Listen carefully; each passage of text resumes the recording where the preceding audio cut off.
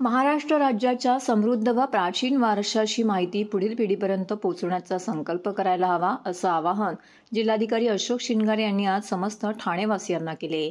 महाराष्ट्र दिनाच्या 64व्या वर्धापन दिनानिमित्त मुख्य शासकीय ध्वजारोहणाचा समारंभ जिल्हाधिकारी शिनगारे यांच्या हस्ते पोलीस क्रीडा संकुल साकेत मैदान ठाणे येथे उत्साहात संपन्न झाला। त्याप्रसंगी ते बोलत होते।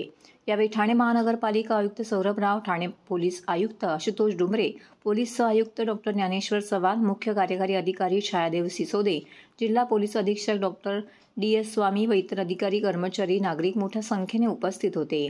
समारंभाच्या सुरुवातीस पोलीस दलाच्या पथकाने राष्ट्रीय ध्वजास मानवंदना दिली।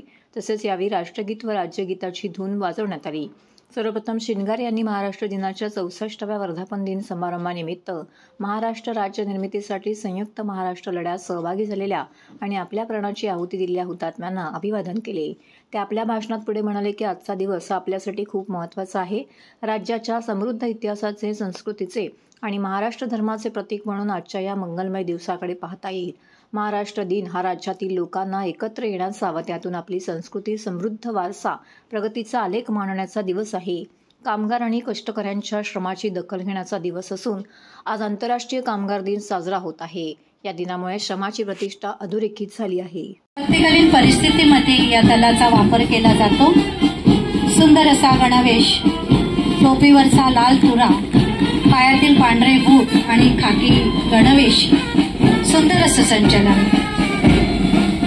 बँड पथक ठाणे शहर, प्लाटून कमांडर, बँड मास्तर, पोलीस उपनिरीक्षक शामराव नामदेव जाधव, ठाणे शहर।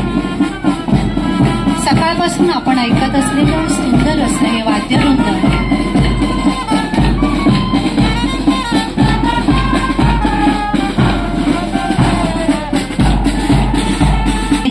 मी महानगर टेलिफोन निगम लिमिटेड ठाणे येथे कर्तव्यावर असताना श्री प्रल्हाद गोपाल तारी यांनी महामंडळ ठाणे येथे कार्यरत असून त्यांनी महामंडळाच्या वागळे इस्टेट ठाणे येथे मालगोदामात लागलेली आग अग्निशमन दलाची वाट न बघता अत्यंत धैर्यपूर्वक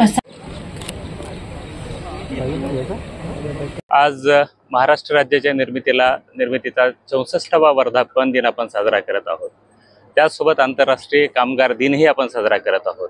या दोनही महत्त्वपूर्ण अशा दिवसाच्या ठाणे जिल्ह्यातील सर्व रहिवाशांना मी हार्दिक शुभेच्छा देतो। सध्या परिस्थितीमध्ये आपल्याकडे निवडणुकीची धामधूम सुरू आहे। 20 मेला आपल्या जिल्ह्यामधल्या 3ही लोकसभा मतदारसंघामध्ये मतदान होणार आहे। माझी सर्व मतदारांना ही विनंती आहे, मग त्यामध्ये नवमतदार असोत, महिला मतदार असोत, दिव्यांग असोत, ट्रान्सजेंडर्स असोत, सर्वांनी घराच्या बाहेर पडून या मतदानाच्या दिवशी आपला मतदानाचा पवित्र हक्क बजवावा असं मी आवाहन करतो आणि निश्चितपणानं सर्व मतदार या आव्हानाला सकारात्मक प्रतिसाद देतील अशी मी अपेक्षा व्यक्त करतो।